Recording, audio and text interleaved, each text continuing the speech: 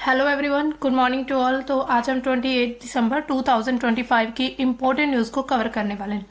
तो जैसे हमारा ये daily the Hindu news analysis का सेशन रहता है, इसमें हम द हिंदू न्यूज़ पेपर में जितने भी करंट अफेयर के इम्पोर्टेंट न्यूज़ होती हैं, इंपॉर्टेंट टॉपिक होते हैं, उनको हम कवर करते हैं।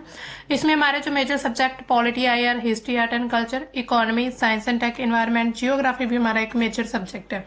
तो किसी भी एग्जाम के लिए लाइक जैसे यूपीएससी, पीसीएस, एसएससी, इसके साथ ही डिफेंस वाले जितने भी एग्जाम होते हैं या फिर कोई भी वनडे एग्जाम होता है, तो उनमें जो करंट अफेयर आजकल बहुत ज़्यादा पूछा जाता है। तो ये द हिंदू जो एक तरह से न्यूज़पेपर, ये एक कंप्लीट न्यूज़पेपर है किसी भी एग्जाम की तैयारी करने के लिए। शुरू करते हैं हमारा ये आज का सेशन। लेकिन इससे पहले हमने कल आपको दिया था क्वेश्चन ऑफ द डे। तो कल क्वेश्चन क्या था आपका? Earlier this week, which satellite became the heaviest payload launched by the LVM-3 from Indian soil? यानी कि भारत से LVM-3 से जो सबसे बड़ा सैटेलाइट लॉन्च किया गया है, सबसे भारी है, तो उसका नाम बताना था आपने। इसका बी ऑप्शन करेक्ट है, ब्लू बर्ड ब्लॉक 2। तो बी ऑप्शन इज करेक्ट। तो ये जो सैटेलाइट लॉन्च किया गया है दोस्तों, ये काफी ज्यादा इंपॉर्टेंट बन जाते हैं ऐसे क्वेश्चन जब कोई भी नई चीज की जाती है। तो ये मतलब ऑलमोस्ट पूरे वर्ल्ड का, हम कह सकते हैं पूरी दुनिया का ये सबसे बड़ा जो सैटेलाइट है भारत ने लॉन्च किया है अभी। ठीक है, तो अब चलते हैं हमारी आज की फर्स्ट न्यूज क्या आ रही है सबसे पहले? How India has managed to wave our RCEP minus China. तो रिसेप सबसे पहले इसका फुल फॉर्म देखिए, रीजनल कॉम्प्रिहेंसिव इकोनॉमिक पार्टनरशिप जो है वो भारत ने चाइना के बिना मैनेज कर ली है। तो ऐसा क्या हुआ, मतलब ये सब कुछ क्या होता है? तो रीजनल कॉम्प्रिहेंसिव इकोनॉमिक पार्टनरशिप दुनिया का सबसे बड़ा मुक्त व्यापार समझौता है, यानी कि एक तरह से इसको FTA कह सकते हैं, सबसे बड़ा है। और इसमें आसियान के 10 देश, जो आसियान है उसके 10 देशों से ज्यादा, यानी कि चीन, इसमें और क्या आता है, जापान, हालांकि ये आसियान कंट्रीज नहीं है, इसके अलावा साउथ कोरिया और ऑस्ट्रेलिया और न्यूजीलैंड, ये सब इसमें शामिल है। तो भारत जो है वो 2019 में इससे बाहर हो गया था। ठीक है, 2019 में अभी इससे बाहर हुआ था। लेकिन अब क्या है, वजह क्या थी उस समय पर? उस समय ये था कि चीन से सस्ते आयात का खतरा था कि वहां से हम जो आयात करेंगे वो सस्ता रहेगा और भारत के लिए लाभदायक नहीं है। घरेलू उद्योग, किसानों पर दबाव बढ़ना था। इसके अलावा व्यापार घाटे की आशंका भी बनी हुई थी। लेकिन अब फिर से जो है भारत ने इसको RCEP समझौते को चाइना के बिना कर लिया है। मतलब क्या है कि ये एक तरह से स्ट्रेटेजिक मॉडल इसको हम मान सकते हैं। इसके अलावा इसमें देश कौन से शामिल है? वही देश शामिल हों जो भी RCEP में है। लेकिन चीन को इसमें अलग रखा गया। व्यापार, निवेश, सप्लाई चेन और तकनीक में सहयोगी होने वाले देश यहाँ पर शामिल होने चाहिए। यहाँ पर अगर हम देखें the RCEP countries, the 10 Asian members हैं, जिसमें एशियन मेंबर्स कौन कौन से उनको भी थोड़ा रिवाइज कर लेते। ब्रुनेई, कंबोडिया, जो हमारे दक्षिण एशिया में आते हैं, Brunei, Cambodia, Indonesia, Laos, Malaysia, Myanmar, Philippines, Singapore, Thailand, Vietnam और इसके साथ Australia, China, Japan, south Korea and New Zealand, ये सब थे। ठीक है, पैकिंग आउट ऑफ RCEP, यानी कि नवंबर 2025 में हमने अभी बात की, भारत जो है वो इस चीज से बाहर हो गए थे, लेकिन अब जो फिर इसमें शामिल हो गए। अब देखिए भारत ने ये रणनीति पूरी जो बनाई है ये कैसे सफल की? बिना चाइना के, यानी कि चाइना के सहयोग के बिना ही ये सब कुछ किया जा चुका है। तो कैसे हुआ इसको हम देख लेते हैं। तो सबसे पहले क्या है, आसियान देशों से जो मजबूत हमारे द्विपक्षीय व्यापार की, यानी कि भारत ने जितनी भी हमने यहाँ पर आसियान कंट्रीज की बात की उसमें जो है उनके साथ अपने व्यापार को मजबूत किया, यानी कि फ्री ट्रेड एग्रीमेंट किया था।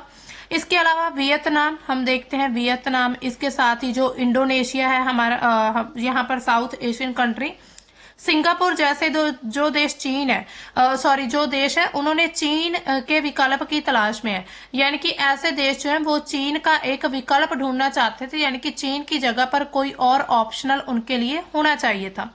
तो भारत खुद को विश्वसनीय उत्पादन साझेदार के रूप में पेश कर रहा है, यानी कि भारत जो है इन तीनों देशों को, यहाँ पर क्या आता है, सिंगापुर भी आता है, तो इन तीनों देशों के लिए एक विकल्प बन सकता है भारत। तो ये भारत की एक बहुत बड़ी उपलब्धि होने वाली। इसके अलावा जापान, ऑस्ट्रेलिया, दक्षिण कोरिया से रणनीतिक साझेदारी है भारत की। इसके अलावा भारत ने इनके साथ जो SCRI, इसका फुल फॉर्म क्या है? फुल फॉर्म है सप्लाई चेन रेजिलियंस इनिशिएटिव। इसके अलावा क्रिटिकल मिनरल्स, सेमीकंडक्टर, रक्षा, टेक कंपनीज जो है, टेक सहयोग जो है वो किया है। इसके अलावा निवेश और मैन्युफैक्चरिंग समझौते जो है भारत ने जापान, ऑस्ट्रेलिया और साउथ कोरिया के साथ कर ये हैं। इसके अलावा चीन के बिना क्षेत्रीय आर्थिक ढांचा भी एक तैयार किया जा रहा है, यानी कि इसमें चीन शामिल नहीं है, लेकिन फिर भी जो आर्थिक ढांचा है वो तैयार हो रहा है भारत का। ठीक है, तो इसी वजह से भारत जो है इन सब चीजों में आगे है। इसके अलावा यानी कि अगर हम देखें, भारत एक अच्छी पहल कर रहा है। इसके अलावा IPEF और क्वाड के जरिए चीन को साइड रख दिया गया, मतलब कि इंडो पैसिफिक इकोनॉमिक फ्रेमवर्क जो है, जो क्वाड है कंट्रीज है, जिसमें हमने पहले भी देखा था, एक मिनट, क्वाड कंट्रीज जो है इसमें क्या है, हाँ, इसमें ऑस्ट्रेलिया, USA, जापान और इसके साथ ही भारत, यानी कि ये 4 कंट्रीज जो है क्वाड में हैं। तो क्वाड के जरिए जो है चीन है उनको कम महत्व दिया है। इसके अलावा China+1 रणनीति का सबसे बड़ा लाभ जो है वो भारत ने उठाया। कैसे? विश्व की जो कंपनियां वो चीन से बाहर निकलकर दूसरा ठिकाना खोज रही थी। जैसे हमने पीछे भी देखा था, एक एप्पल आईफोन की जो कंपनी थी वो भारत में एस्टेब्लिश होना चाहती थी, हालांकि ट्रंप के द्वारा उस पर कुछ प्रतिबंध लगा दिए गए थे। भारत ने PLI स्कीम्स जो अभी स्टार्ट की थी, इसके साथ ही मैन्युफैक्चरिंग में सुधार किया, इंफ्रास्ट्रक्चर में काफी इन्वेस्टमेंट देखने को मिला, इलेक्ट्रॉनिक्स, फार्मा, टेक्सटाइल, ये सब में भारत जो है एक बहुत बड़े देश के रूप में उभर रहा है। इसके अलावा भारत ने ये समझा कि जैसे एक बड़ा FTA जोखिम भरा हो सकता है, इसलिए मॉड्यूलर और सेक्टर आधारित जो समझौते हैं वो बेहतर है, यानी कि सेक्टर के आधार पर जो है समझौते किए जाने चाहिए। तो इसी तरह भारत जो है अपनी एक पूरी रणनीति बनाकर चल रहा है। इसके अलावा भारत को इससे क्या फायदा होने वाला है? घरेलू हितों की रक्षा रहेगी, रणनीतिक स्वतंत्रता, चीन से दूरी, यानी कि तीनों ही फायदे हो सकते हैं। अब भारत को इस पूरे RCEP में क्या फायदा हुआ है? सबसे पहले चीन का जो दबदबे वाला व्यापार ढांचा है उससे बाहर रहते हुए भी क्षेत्रीय अर्थव्यवस्था में जो है वो भूमिका भारत जो है निभा रहा है। इसके अलावा घरेलू उद्योग, MSME की जो सुरक्षा है उसमें भारत को फायदा होगा। सप्लाई चेन में एक अच्छे विकल्प के रूप में भारत उभर रहा है, यानी कि भारत जो है एक बहुत अच्छी मार्केट हम कह सकते बनती जा रहा है बाकी कंट्रीज के लिए। रणनीतिक और आर्थिक दोनों मोर्चों पर ही भारत की बढ़त हमें नजर आ रही है। तो इसी तरह ये पूरा समझौता जो है RCEP, इसमें चीन को यानी कि इसमें शामिल हुए बिना ही उसी की तरह फायदे हासिल कर लिए, वो भी चीन को अलग रखकर, यानी कि जो RCEP में यानी कि इसमें पूरी तरह से शामिल ना होकर, इट मीन्स कि जहां पर चीन था, चीन को इस चीज से बाहर रखकर भी भारत को काफी इकोनॉमी में फायदा होने वाला है, तो मतलब हो चुका है। तो इसी तरह जो मतलब नीति विश्लेषक है वो इस चीज को क्या कह रहा है? डिफैक्टो चाइना लेस RCEP, यानी कि क्या कहते हैं? De facto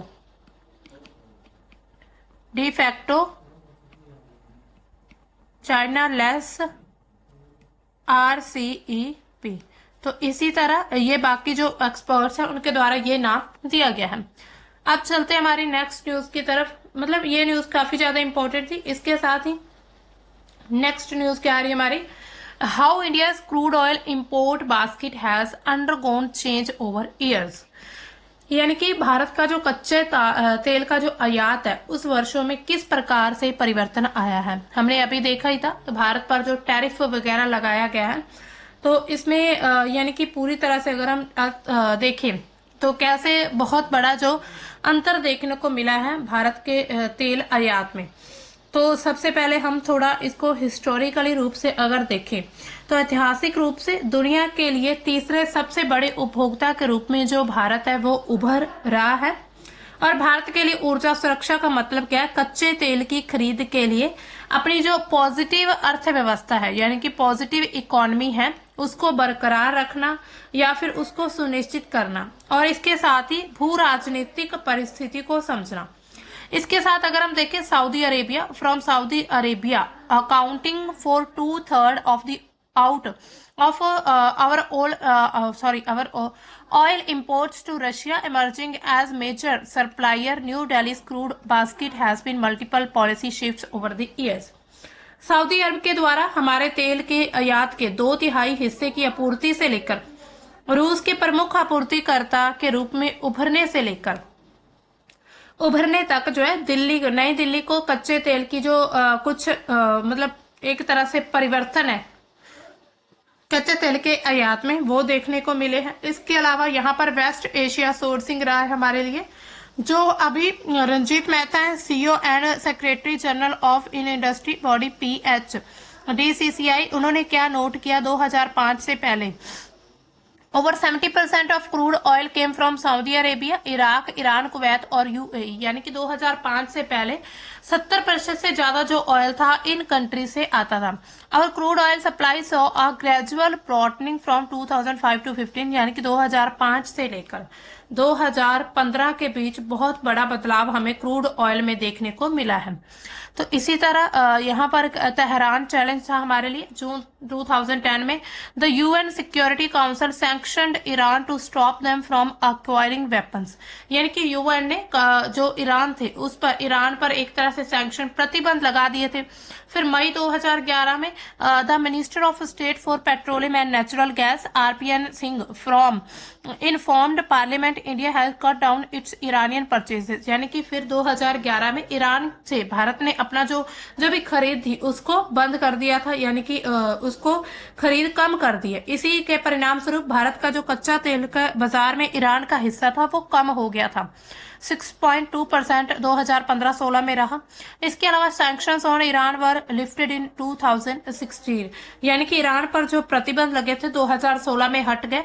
in the latter year Tehran share in India's oil imports fell to a little over 10%, यानी कि बाद के जो वर्ष थे उसमें भारत के तेल आयात में तेहरान की हिस्सेदारी घटकर अब 10% से थोड़ी ज्यादा रह गई थी। इसके अलावा आज हम बात करें रशियन ऑयल, तो 2022 से लेकर ही हम देखें तो 2022 से लेकर भारत जो है रशिया से अपना जो तेल इंपोर्ट कर रहा है, यानी कि भारत रशिया के लिए एक बहुत बड़ी बास्केट ऑयल इंपोर्ट बास्केट बना हुआ है। तो इसी तरह यहाँ पर हम अगर देखें तो यहाँ पर भी जो Moscow action in Ukraine starting February 2022, यानी कि मॉस्को ने यूक्रेन पर जब अटैक शुरू किए 2022 की बात है, उस समय फिर मतलब कि रशिया को अपनी इकोनॉमी को थोड़ा अप करना था। इसी वजह से भारत जो है उनके लिए अच्छा विकल्प पहले ही बन चुका था। अब उस रशिया को इस चीज से भी फायदा होने लगा था। While Russia accounted for less than 2% of India's crude oil imports in 2021-22, it is jumped 21.6% in 22-23, यानी कि जैसे 2021-22 में सिर्फ 2% से कम था जो हम आयात था कच्चे तेल का, लेकिन वही 2022-23 में 21% से ज्यादा हो गया। इसके अलावा एट प्रेजेंट अगर हम देखें oil from Moscow accounts for 1/3 of overall crude import basket. आज के समय में मॉस्को से आने वाला जो कुल तेल कच्चा तेल है वो आयात का लगभग 1/3 हिस्सा है। तो इसी तरह हम देखते हैं कि भारत के लगातार जो आयात निर्भरता है, इंपोर्ट डिपेंडेंसी लगातार क्रूड ऑयल पर बढ़ती गई है।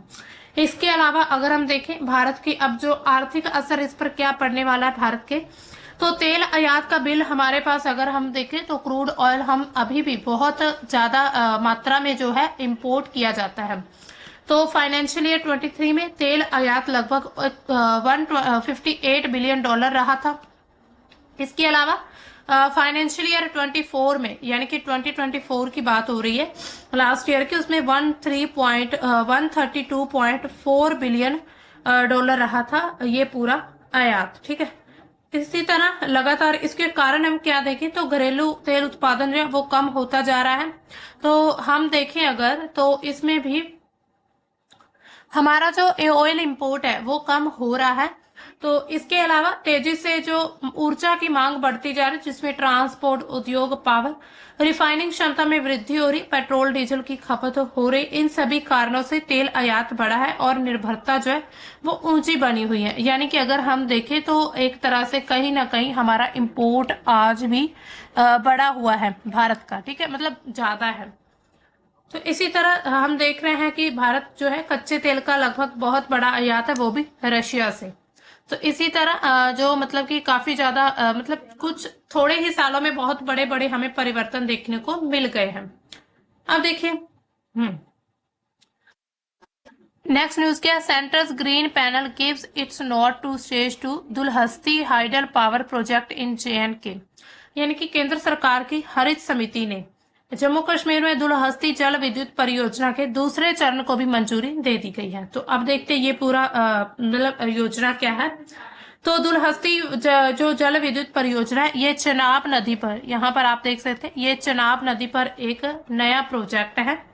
ये परियोजना जो है किश्तवाड़ जिला जो जम्मू एंड कश्मीर में है, किश्तवाड़, वहां से शुरू होती। इसका पहला चरण जो है 390 मेगावाट वो पहले से ही चालू है। 390 मेगावाट जो है ऊर्जा का उत्पादन करना वो अभी भी है, बिजली का उत्पादन करना। इसके साथ ये जो परियोजना है NHPC national hydro electric power corporation के द्वारा जो है कंट्रोल की जा रही है। इसके अलावा दूसरा चरण अब इसका क्या है, दूसरा चरण है अतिरिक्त बिजली उत्पादन क्षमता, यानी कि हमारे पास जो है एक तरह से एक्स्ट्रा बिजली जो है वो उत्पादित करना।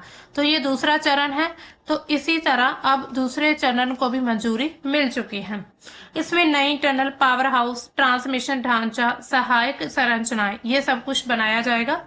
इसी चरण में ही क्षेत्र की कुल जो जल विद्युत क्षमता है उसमें काफी ज्यादा हमें वृद्धि देखने को मिली है, ठीक है, इसी चरण में। इसके अलावा हरित समिति की मंजूरी का मतलब क्या है, इसमें अगर हम देखें तो ग्रीन पैनल का, तो हरित समिति जो है ये पर्यावरण को ध्यान में रखकर वन, जलवायु मंत्रालय, परिवर्तन मंत्रालय के तहत ये काम करती है। जो पूरी ये जो मतलब कि समिति है, जैसे वन भूमि का उपयोग, पेड़ों की कटाई, पर्यावरणीय प्रभाव, ऐसे जितने भी मुद्दे हैं उनका मूल्यांकन करना। तो इसी तरह समिति ने परियोजना को कुछ शर्तों के साथ मंजूरी दी। हालांकि मंजूरी मिली लेकिन फिर भी कुछ शर्तें बनी हुई हैं। कैसी शर्तें बनी हैं, तो जितनी वन भूमि उपयोग होगी उसके बदले क्षतिपूर्वक जो वनीकरण है किया जाएगा। यानी कि मान लीजिए आप 100 एकड़ वन भूमि जो है यूज करते हैं, तो आपको 100 एकड़ में जो है वन भी लगाने पड़ेंगे। यानी कि इसी तरह जितनी आप भूमि यूज करेंगे उतना ही आपको इसके जो एक तरह से विकल्प भी जो भी उसकी हानि होगी उतने ही आपने वहां पर जो है वृक्ष लगाकर, वन लगाकर आपने मतलब कि इस चीज को कंटिन्यू करना है। जैव विविधता की सुरक्षा होनी चाहिए, स्थानीय पारिस्थितिकी तंत्र पर न्यूनतम असर रहे, वन्य जीव संरक्षण के उपाय, ठीक है। तो अब देखिए इस पूरी योजना यानी कि ये मंजूरी, इससे क्या फायदा क्या होने वाला है। तो सबसे पहले तो ऊर्जा सुरक्षा में भारत आगे बढ़ रहा है।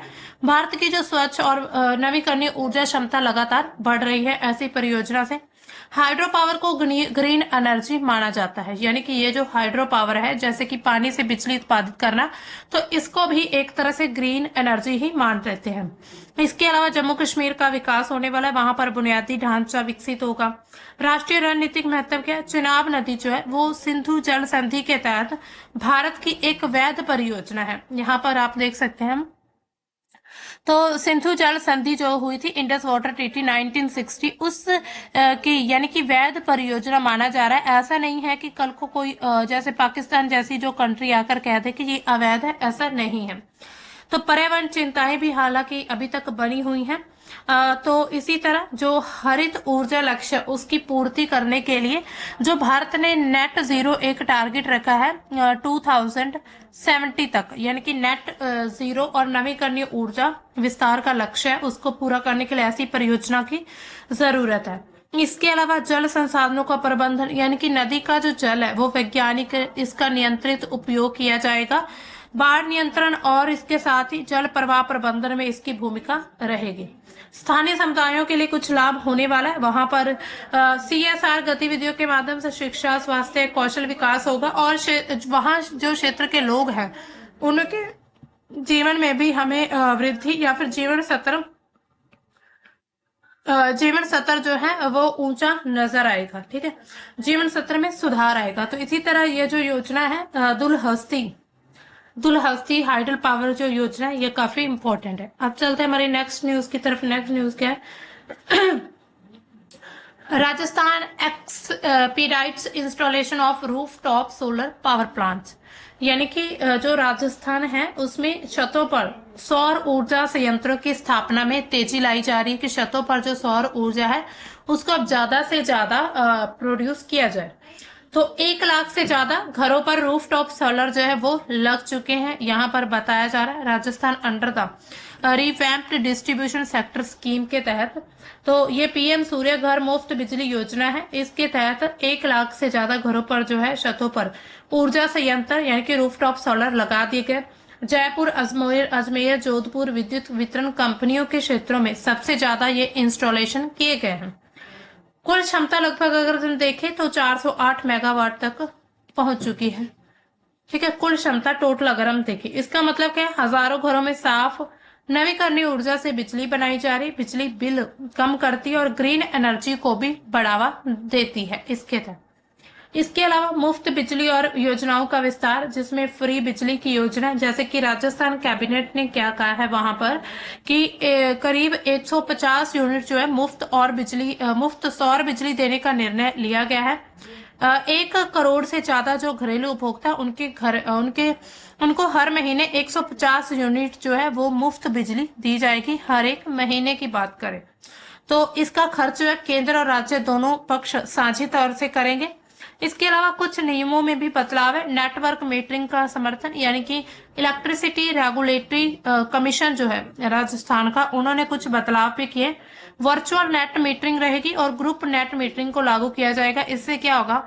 लोग अपने घर पर पैनल ना होने के कारण किसी दूर के सौर सिस्टम से जो है, मान लीजिए किसी के घर में पैनल नहीं है लेकिन वहां दूर से सौर सिस्टम है, तो वहां से भी अपनी बिजली ले सकते हैं, उसका फायदा उठा सकते हैं। इसमें जो है सोसाइटी या फिर कॉमन सोलर इंस्टॉलेशन का फायदा मिलेगा। इससे ये जो व्यवस्था उपभोक्ता के लिए सौर ऊर्जा को और अधिक और सुलभ बनाती है। यहाँ पर अगर हम डेटा की बात करें तो यहाँ पर जो है the centre has already released, यहाँ पर बताया गया 1 करोड़ से ज्यादा जो है मतलब 1 लाख से ज्यादा कंज्यूमर जो है राजस्थान में वो अभी इस चीज को रिलीज कर चुके हैं। यानी कि इसके बाद अगर हम देखें तो the RDSS is aimed at modernising power distribution, यानी कि जो पावर डिस्ट्रीब्यूशन को मॉडर्नाइज करना and making it more efficient and financially stable बनाना with focus on smart metering infrastructure upgrades and reforms while funding is linked to performance targets. तो इसी तरह यह कहा जा रहा है कि अब जो बाकी बचा हुआ टाइम है उसमें भी करीब ये जो सौर इंस्टॉलेशन है यानी कि सौर पैनल है इसको इंस्टॉल कर लिया जाएगा। इसी के साथ यहाँ पर अगर हम थोड़ा डेटा देखें तो यहाँ पर 21-22 का डेटा बताया जा रहा है। 17% जो 17% जो थे इसमें, यानी कि जो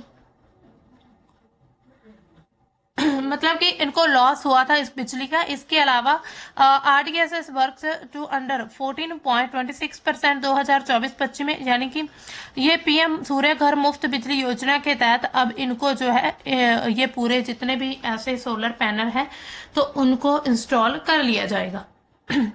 अब चलते हैं हमारी नेक्स्ट न्यूज की।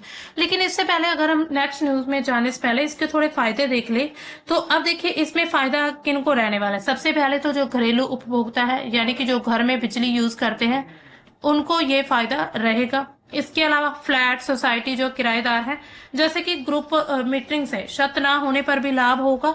कॉमन एरिया जिसमें लिफ्ट लाइट पंप का खर्चा कम हो जाएगा। किराएदार में भी बिजली बिल में राहत पा सकते हैं।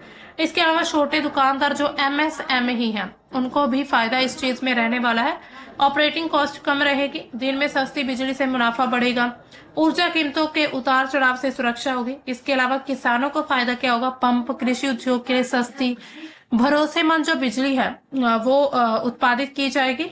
उद्योग और व्यावसायिक प्रतिष्ठान यानी कि ऊर्जा लागत में कमी रहेगी। ग्रीन एनर्जी अपनाने से जो कंपाइलेंस है उसमें भी मदद मिलेगी। बिजली आपूर्ति की जो विश्वसनीयता है वो लगातार बढ़ जाएगी।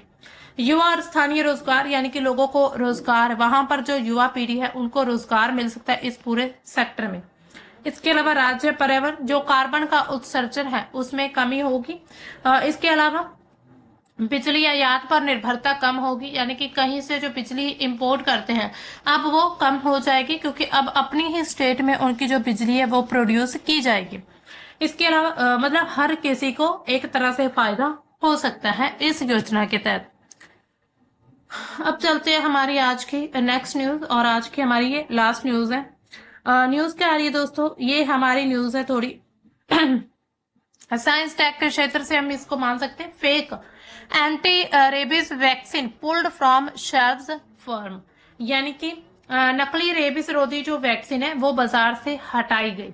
यानी कि एक तरह से रेबीज की जो दवाई थी, रेबीज की, वो भारत में नकली आ रही थी, यानी कि यहाँ पर इंपोर्ट की जा रही थी। तो इसी तरह से इसकी जो कंप्लेंट, यानी कि इसका जो इंफॉर्मेशन थी एक तरह से ये ऑस्ट्रेलिया ने दी थी, और मतलब ऑस्ट्रेलियन जो हेल्थ एडवाइजरी थी उन्होंने कहा था भारत को कि आप एक बार इसको फिर से पुनर्निरीक्षण करें इस दवाई का, रेबीज का, क्योंकि एंटी रेबीज दवाई जो है वो काफी ज्यादा फेक आ रही है। तो हाल ही में जो ऑस्ट्रेलिया की स्वास्थ्य संस्था Australian technical advisory group of immunisation ने एक चेतावनी जारी की कि भारत में अभ्यरैब ब्रांड की जो रेबीज रोधी वैक्सीन है उसके नकली बैच जो है वो नवंबर 2023 से, आज की बात नहीं बल्कि नवंबर 2023 से जो है सर्कुलेशन में है।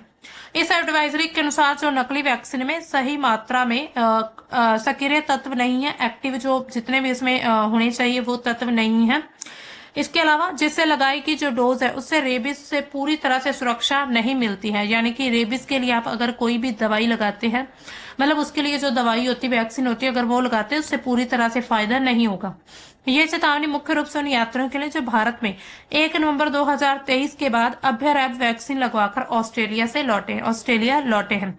यानी कि भारत से ऐसी वैक्सीन लगवाकर रेबीज की जो ऑस्ट्रेलिया में वापस गए हैं भारतीय लोग, उनके लिए ये चेतावनी जारी कर दी गई है।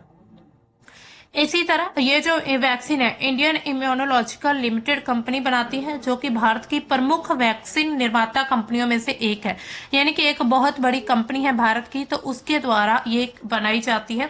अभ्यरैब वैक्सीन जो वो 2000 से ही इसको बनाया जा रहा है। भारत में इसका बाजार हिस्सा करीब 40% है, यानी कि करीब 40% जो है भारत के बाजार में बेचा जाता है। कंपनी ने 210 मिलियन से ज्यादा डोज भारत और 40 से अन्य देशों में सप्लाई भी की है, यानी कि 40 से ज्यादा देशों में इस वैक्सीन को सप्लाई भी किया जा चुका है। इसके अलावा कंपनी ने और क्या कहा है, तो जो एडवाइजरी है उसको क्या कहा है कंपनी ने, अति सतर्कता वाली और गलत संदर्भ वाली जानकारी है। उन्होंने ये चीज कही कि ये जानकारी बिल्कुल भी सही नहीं है। जनवरी 2025 में उन्होंने खुद एक स्पेसिफिक बैच, यानी कि बैच का नंबर भी यहाँ पर उन्होंने बताया है KA 24014, ये जो बैच नंबर है, मैन्युफैक्चरिंग डेट बताई उन्होंने मार्च 2024 में, एक्सपायरी फरवरी 2027 में। पैकेजिंग में गड़बड़ी पकड़ी है, ये पैकेजिंग अलग थी जो नकली होने का संकेत थी, यानी कि एक अलग प्रकार की जो पैकेजिंग की गई थी। इसमें कंपनी ने तुरंत भारतीय ड्रग जो रेगुलेटर्स है, कानून प्रवर्तन एजेंसी, उनको सूचना दी। इसके अलावा कंप्लेंट दर्ज की गई और जांच में भी सहयोग किया, यानी कि इन्वेस्टिगेशन किया गया था। तो ये एक अलग अलग घटना थी, और यह नकली बैच अब बाजार में उपलब्ध नहीं, यानी कि भारत की कंपनी के द्वारा ये कहा जा रहा है कि ये जो नकली दवाई है वो उपलब्ध अब भारत में मतलब नहीं है, बाजार में नहीं उपलब्ध। कंपनी ने ये चीज कही कि भारत में बनने वाली हर वैक्सीन बैच को सेंट्रल ड्रग्स लैबोरेटरी, यानी कि सरकार ऑफ इंडिया के से टेस्ट और अप्रूवल मिलता है। इसके बिना कोई भी जो दवाई है वो बाजार में नहीं आती। सरकारी संस्थान और अधिकृत जो डिस्ट्रीब्यूटर्स हैं उससे सप्लाई पूरी तरह से सुरक्षित है। तो इसी तरह जो भारत की कंपनी है वो इस चीज को मानने से इनकार कर रही है। इसके अलावा उन्होंने कहा है सेफ एंड स्टैंडर्ड, यानी कि जो भारत में जो भी वैक्सीन तैयार की जाती है वो काफी ज्यादा सेफ रहती है, और उसके कुछ स्टैंडर्ड्स तय होते हैं। उन स्टैंडर्ड पर खरा उतरने के बाद ही उसको मार्केट में लाया जाता है उस दवाई को। इसके अलावा रेबीज की अगर हम बात करें, यहाँ पर थोड़ा बैकग्राउंड देखें। रेबीज जो है, भारत में रेबीज एक बहुत ही गंभीर समस्या बनी हुई है। WHO के अनुसार हर साल दुनिया में रेबीज से होने वाले मौत का बहुत बड़ा हिस्सा करीब भारत में यानी कि 18 से 20 हजार लोगों की मौत जो है वो रेबीज के कारण होती है। रेबीज यानी कि कुत्ते के काटने से। रेबीज लक्षण दिखने के बाद 100% ये है बुरी तरह से घातक है, लेकिन एक्सपोजर के बाद तुरंत वैक्सीन इम्यूनोग्लोबुलिन से इसको रोका जा सकता है। नकली वैक्सीन का मामला जो है वो पूरी सार्वजनिक स्वास्थ्य के लिए खतरा है, लेकिन कंपनी के अनुसार यह सीमित और अब जो है कम मतलब इसको सॉल्व किया जा चुका है। लेकिन अगर हम दोस्तों ये देखें कि इसका प्रभाव क्या रहेगा, मान लीजिए कि कोई कंपनी जो है भारत में नकली दवाई बनाकर बेच भी रही है, तो इसका क्या इम्पैक्ट क्या पड़ने वाला है। तो हम यहाँ पर प्रभाव देखें तो सबसे बड़ा प्रभाव जो है वो स्वास्थ्य पर, लोगों की जो सेहत है उस पर प्रभाव देखने को मिलेगा। मरीजों की जान खतरे में हो सकती है, इलाज ना होने के कारण मौत, ऑर्गन डैमेज या फिर एंटीबायोटिक रेजिस्टेंस हो सकता है। इसके अलावा हमारा आर्थिक नुकसान भी भारत को होगा, जिसमें क्या फार्मा जो इंडस्ट्री है उसकी प्रतिष्ठा का घाटा रहेगा, निर्यात पर इफेक्ट पड़ेगा, यानी कि जो हम एक्सपोर्ट करते हैं उस पर बहुत बड़ा अंतर देखने को मिल सकता है। सार्वजनिक भरोसे की कमी, यानी कि लोग जो है उनका दवाइयों पर से भरोसा उठ जाएगा कि अब हर एक दवाई जो है वो नकली दवाई जो है बेची जा रही है। इसके अलावा सरकार और रेगुलेटर्स को इसके लिए कुछ प्रयास करने चाहिए, यानी कि अगर ऐसी कोई कंप्लेंट दायर की भी गई है किसी, यानी वो भी किसी और देश के द्वारा, तो इट मीन्स कि उसको फिर से रीचेक कर लेना चाहिए कि कहीं उनके द्वारा कही गई बात सच तो नहीं, और जो इसके लिए स्टैंडर्ड तय किए गए हैं उन स्टैंडर्ड को पूरा करने के बाद ही वो दवाई जो है वो मार्केट में आनी चाहिए। तो इसी तरह जो है यानी कि CDSCO और जो किसी भी स्टेट का ड्रग कंट्रोलर है उसको पूरी तरह से एक्टिव रहना होगा, और ऐसे जो है मतलब ऐसे में जो नकली दवाइयां बनाती हैं जो कंपनीज, उनका पूरी तरह से लाइसेंस जो है वो कैंसिल कर देना चाहिए, ताकि भविष्य में लोगों की जो मतलब लोग हैं, जो भी जनसंख्या, जो भी भारत किसी भी राष्ट्र के जो नागरिक है, उनकी सेहत, उनकी हेल्थ को लेकर कोई भी इश्यू क्रिएट ना हो। लेकिन अब देखिए आप इसमें कैसे बच सकते हैं, आम जनता के लिए भी कुछ यहाँ पर गाइडलाइंस है।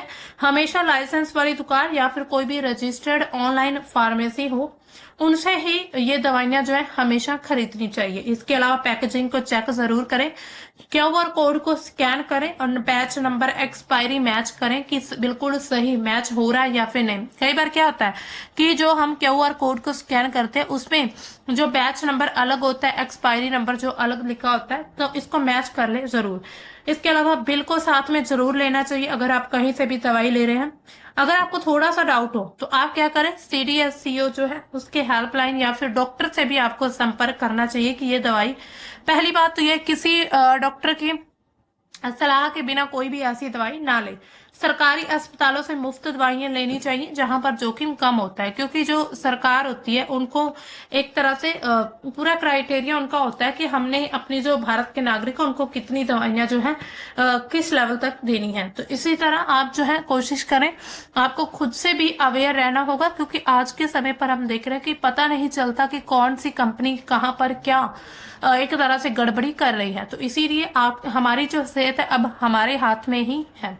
तो दोस्तों ये थी हमारी आज की लास्ट न्यूज। अब हमारी ये आज का सेशन कंप्लीट होता है। तो अब आपके लिए आज का क्वेश्चन ऑफ द डे क्या है, which topic did Ukrainian president Volodymyr Zelensky say he would discuss with the US president Donald Trump during their meeting in Florida, यानी कि फ्लोरिडा में मीटिंग के दौरान ट्रंप के साथ व्लादिमीर जेलेंस्की किस मुद्दे पर बात करने वाले हैं। पहला option tourism and culture exchange, trade agreement, climate change initiative, security guarantees for Ukraine.